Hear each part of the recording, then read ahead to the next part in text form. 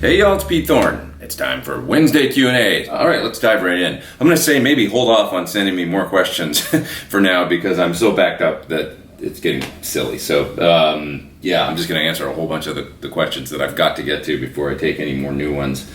And first question up today is from David Weiss. And David says he's been searching for an overdrive pedal he can use in conjunction with his AC15 amp to easily switch between three sounds. He wants a clean amp sound for funk comping or strumming open string chords.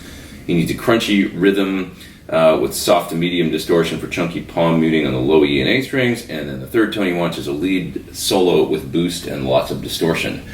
So he says he's got a TS9 tube screamer, and currently he's only got the two sounds, obviously kind of the clean or dirty with the tube screamer. And he's kind of interested in the Tim Pierce pedal. He's wondering if that would be a good choice. Yes, I do think actually the Tim Pierce pedal would be a great, terrific choice for you. The reason is this: it's actually got two different boosts in it, or it's got an overdrive and a boost built in. So with an AC15, you've obviously got your clean sound with the pedal off. You can hit the overdrive in the Tim Pierce pedal and get that nice kind of amp-like creamy overdrive like you described. It's really perfect for what you want, I think. And then the boost, which is the big knob on the middle of the pedal, is just a straight up kind of, it's meant to emulate kind of like your cranked power tubes, but I really think of it as almost like a clean boost. So it's going to kick the front end of the amp and get a little louder, drive the amp harder, and give you a little bit more gain. Now, if you were to use your tube screamer in conjunction with that pedal, and I would put it in front of the Tim Pierce pedal, you'd really have all your bases covered. You'd have a great boost, sort of cleanish boost in the big knob on the Tim Pierce pedal.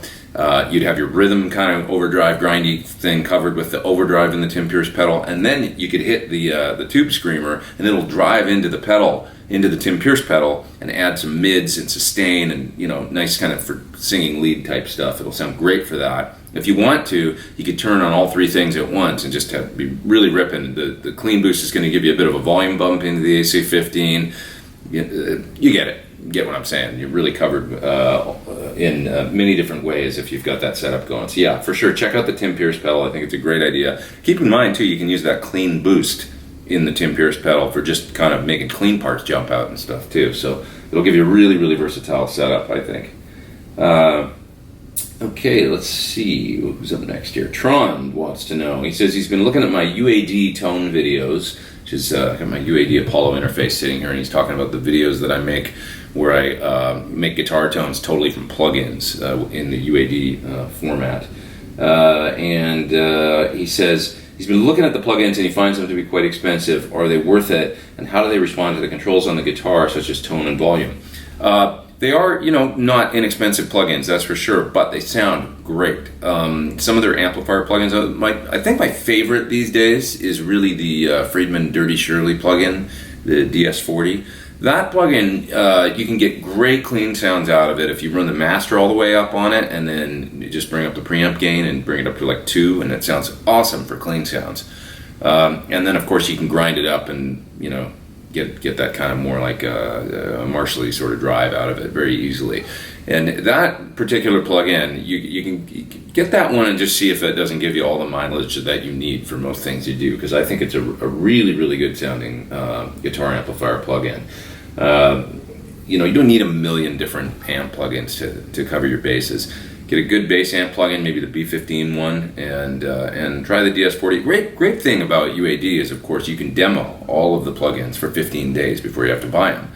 Give them all a try and see which ones you like the most. I'm sure you'll find that you don't really need to get a huge range of plugins. Just like with a real amp, you can kind of do a lot by just adjusting the controls on the plugin and going from there. And also don't forget, you can always plug pedals into the front end of the UAD Apollo. So just run a overdrive or whatever right into the input of the UAD, set up an amp clean or edge of breakup, and then get some varying different tones by using overdrives or fuzzes or whatever you want into the interface. Okay, let's see here. Carl wants to know. He says, this is a question about vintage staggered single coil pickups, Strat pickups. He's wondering if the stagger on a vintage style pickup will cause a problem with volume differences between the strings on a 10-inch radius fingerboard. And what do I use? Well, I play the Sir V60 LP pickups most of the time, and they are staggered. I'm not sure if the stagger is exactly like an old Fender style pickup or not. I'm not 100% sure. So back in the day, Fender guitars were all 7.25 radius, I guess. So they had quite a bit of a radius to the fingerboard. And keep in mind also, strings back then were different. Many times you had heavier strings with a wound G. So they designed the pickups with this particular stagger to kind of compensate for the strings back in the day, as well as the fingerboard radiuses back in the day. 10-inch radius, it's not worlds apart from, it's a fair amount flatter from a 7.25 radius, but it's not like a, near like a modern kind of, 12 to 16 compound type thing or something, or flat 16-inch radius like you would see on a kind of modern shred style guitar. I wouldn't worry about it on a 10-inch radius board. I think you could get away with a vintage stagger, no problem. I don't really think about this stuff that much, to be quite honest. I really don't. I've never played a single coil pickup and thought to myself, like, I got an old Strat that's got the old original pickups in it, and I never think, oh, it sounds unbalanced or anything like that. It sounds awesome. I just play it in. I don't know, people think I'm pickier than I am, I think. But I wouldn't worry about it. I'd just not even give a second thought to that 10-inch radius and go ahead and use a vintage style pickup if you want to. Having said that, I love the V60 LPs, and the Sir ML Classics are also another favorite pickup of mine. They sound really great.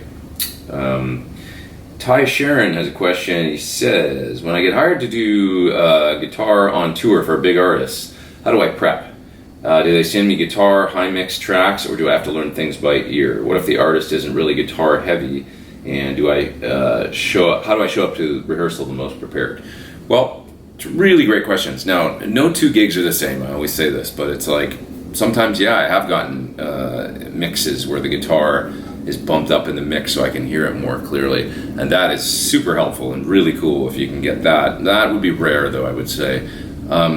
Most tours, it's just kind of learn it off the record, and sometimes I get charts. For the current tour I'm doing in France this year, there was very detailed charts, and I guess so many MDs of bands these days, they'll use Dropbox or a similar file sharing thing, and they'll make a folder where they throw a whole bunch of MP3s in there of all the songs they want you to learn for rehearsals, and they'll put the charts in there and everything. That's a really efficient way to get music out to all the musicians that are learning the parts. You just kind of throw it all in Dropbox, and everybody can go there and pull them out as they need them. But yeah, most of the time you're learning the stuff by ear. Sometimes you get charts, sometimes you don't. And I use the Phrase Trainer Transcribe. I've talked about that a lot. It's from a company called Seventh String, I do believe. Seventh String Media or something like that. Just do a search for Transcribe Phrase Trainer in Google and it'll pop up. I'm sure it's $50 and it's the best $50 you could possibly spend. It's just a terrific phrase trainer that allows you to slow things down, isolate sections, EQ within the phrase trainer, so you can really pull out parts. It's got a center channel kind of cancel thing, which I find really useful for eliminating the vocal and just hearing.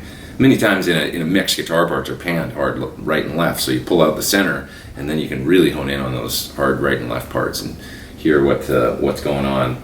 So it's got all this great stuff, as well as you can slow parts down if there's like fast licks and you need to learn them. You can slow them down without changing the pitch, all that stuff. So Transcribe's a great tool.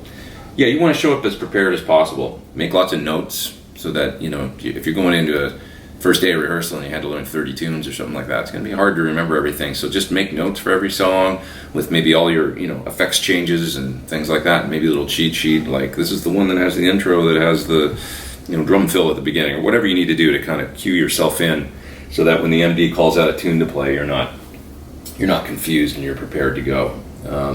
And that's it, really. Just there's no substitute for being prepared, that's for sure. So I spent a lot of time learning and preparing in advance of rehearsals for a tour. Chris asks, he says he's thinking about getting a Gil Yaron bone model guitar.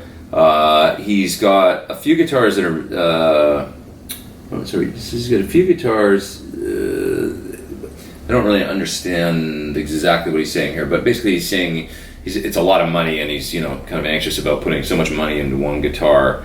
And he's wondering about the Bartlett guitars. Bartlett is a custom builder up in Canada. He builds really, really nice guitars, and he's been compared many times to Gil Yaron. I know that, and so he's trying to decide, should he get a Bartlett guitar or a Gil Yaron guitar. I think, well, this is one of those things that it's really difficult. I found it helpful when I got my first Gil Yaron guitar to kind of look at other people on the internet that had them and make my decision based on, as best I could, sort of faith that I had in their judgment.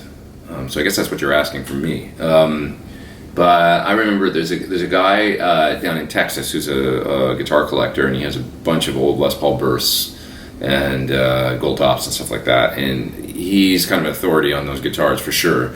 And he had a Yaron guitar, a really beautiful looking one that I saw on the internet, and he said basically this guy's cracked the code. He's figured out how to make these things. They sound like old ones, they feel like old ones, they hang with my old ones.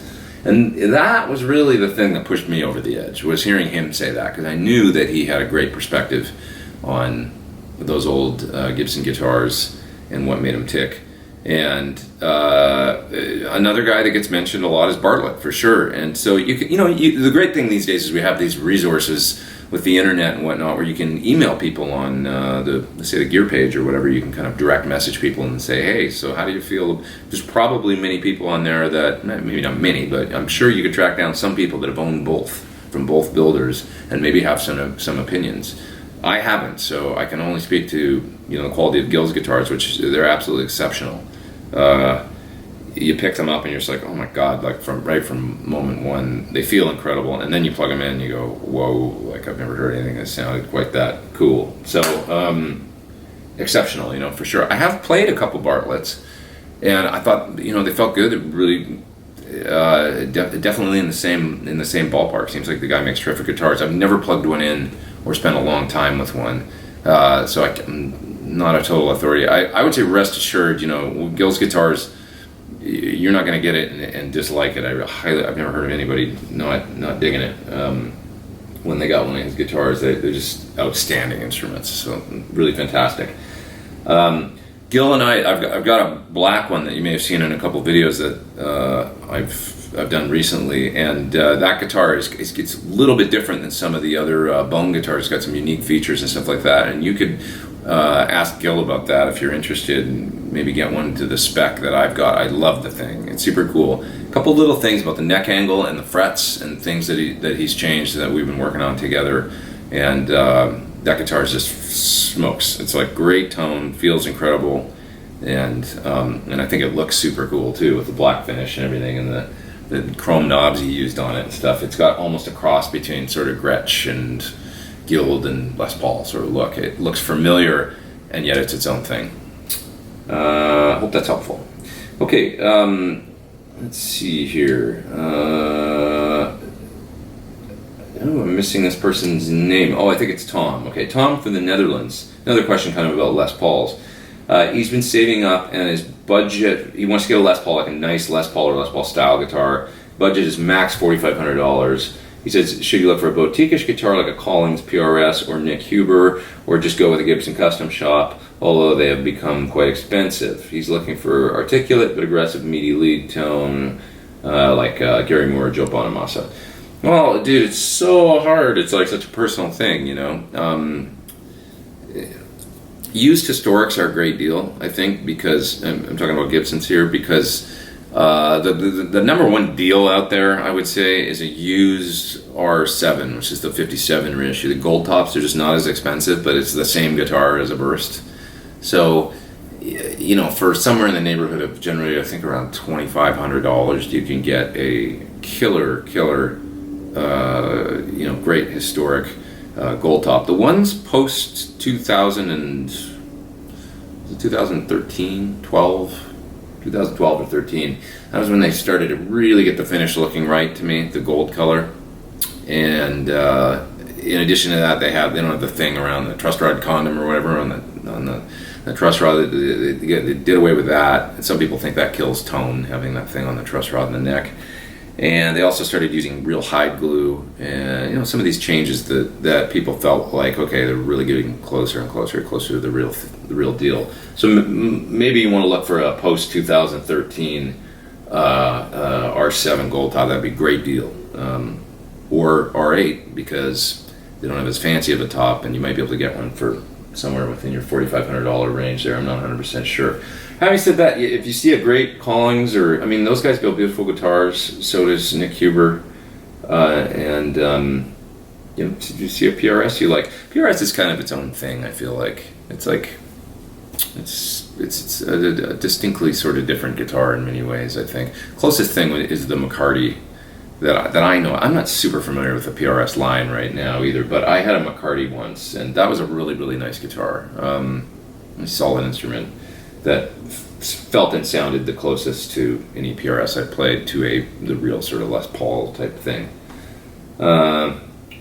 Anyway, that's it. That's what I say there. Okay, let's see. Ken has a question about the way that I write and compose music. Is there a particular order in which I write and compose, and can I describe the steps I go through?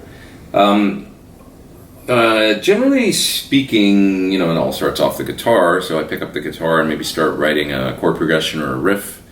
Maybe I get something in my head before I even have the guitar in my hand, and I can just hear a melody or kind of a guitaristic part or something like that. Or sometimes I hear a groove in my head that I want to base a song off of. So generally what I'll do is, within Logic Pro, my digital audio workstation, I'll open up a new session, and I've made templates that pop up with kind of really easy to start sort of templates, so that I've got drums happening right away, and there's inputs designed there for me to kind of easily be able to get guitar tones down quick.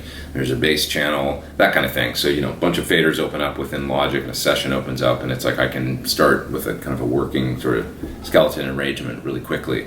Plug in a guitar, get a tone, start getting drums up, and I've just started using Easy Drummer, which is really cool. I've been a long time Steven Slate drums user, and I love it. It's great. Sometimes I use the Apple Logic drums, and now there's this Easy Drummer from TuneTrack, which is killer. Sounds are great, and it's got this great sort of easy song construction thing within the plugin that allows you to kind of chain together parts very, very easily. It's cool. You got to check it out if you're into home studio stuff. But really a lot of the pedal demo things I do, it's kind of the way that I base the songs for the pedal demos off of is plug in the pedal and kind of hear the thing that it does, and try and let the tone lead me into a part, and kind of writing a riff, or it could be riff or chord progression, or just depends. But I let the pedal kind of lead the way, let the tone sort of inspire the part, and then once I've got a bit of a that's a cool riff or whatever, then I'll maybe start getting a drum beat going. Then I'll play along to the drum beat and see where the song wants to go from there. Generally the pedal demos, if you've noticed, I've got a format of there's only one or two sections usually. It's usually like a sort of a verse chorus sort of thing, then I'll go back to the verse and end the thing, and that ends up being about a minute and a half generally. So obviously when you're constructing a full song, there's more involved. But that's kind of how I start off these ideas anyway, really. Just try and get inspired, get some drums going, get a groove going, play along to the groove, and then just start laying things down. I don't really think about it. No formula after that. I could lay down one guitar part and then decide, okay, it's time for bass now. Or I could do all the guitars and then go, oh yeah, I gotta put some bass on this, and do that. It just depends. Okay, Ken's got a question. He says he wonders how much the tone would change of his JCM 200 DSL 100 on the lead channel, running it at low volume versus high volume lowered with a reactive load. He's thinking of buying the two notes Torpedo Live for home practicing, but he's not sure it's worth it. So I guess he's contemplating the difference between maybe running the volume really low through a guitar cabinet and practicing like that, or being able to crank the amp up a little bit, playing through reactive load, and then being able to use some monitors to monitor the amp, and whether that'll improve the tone. I feel like maybe not for there's no doubt in my mind that a reactive load with some speaker simulation is a great tool to have at home for practice. Absolutely. It's going to allow you to use your amp through headphones if you want, or at very low volume. It just opens up the world of possibilities as far as recording goes, as far as practicing goes. You don't have volume issues anymore, basically, which is a huge thing with tube amps. And yes, amps do sound better when you turn them up. Now, am I going to recommend that you do all your practicing through an amp that's cranked way up and get the power tubes cooking all the time? Not really, because you're going to like burn through tubes a lot. So, you're definitely going to find a lot of use for a reactive load, but I wouldn't really recommend, like, it sounds great, sure, but just remember, when you're cranking up that master volume, you're now, burning your tubes, and you're going to end up replacing tubes quite a bit more than if you keep the master really low at home. But yeah, I suggest, this load box thing is it's revolutionary as far as playing at home goes, I think it's great. I've got one sitting right here, and I use the Kemper and Helix and stuff like that a lot at home these days, but I am looking forward to having put my little Marshall 1-watt back there, and I want to bring, one of my Sur amps home and stuff like that too, and be able to do some reactive load stuff, like sitting right here, and I live in, this apartment style building, condo style building, and it's like, I couldn't get away with playing an amp in here through a cabinet, not really. I've got the little 1-watt Marshall through a little 110 cab, and I use that with the attenuator, so it's at the 0.01 watt setting, and that sounds pretty good for in here. I think it's a reasonable volume, but even that I wouldn't use after 9:30 p.m. or something like that. So anyway, reactive load is a great investment for home studio and kind of home practice use for sure. Okay, I feel like I'm getting super long-winded. I'm going to wrap it up for today. Thanks for checking out my Q&A once again. And hey, hit subscribe if you haven't, and come back and see me real soon. I'll try and do one of these next week and not be so irregular with my uploads. I know YouTubers like regular uploads, so I'm trying to stay on it. Thanks so much for watching. I really appreciate it. Hey, I am Pete Thorn. Have a great week. Take care.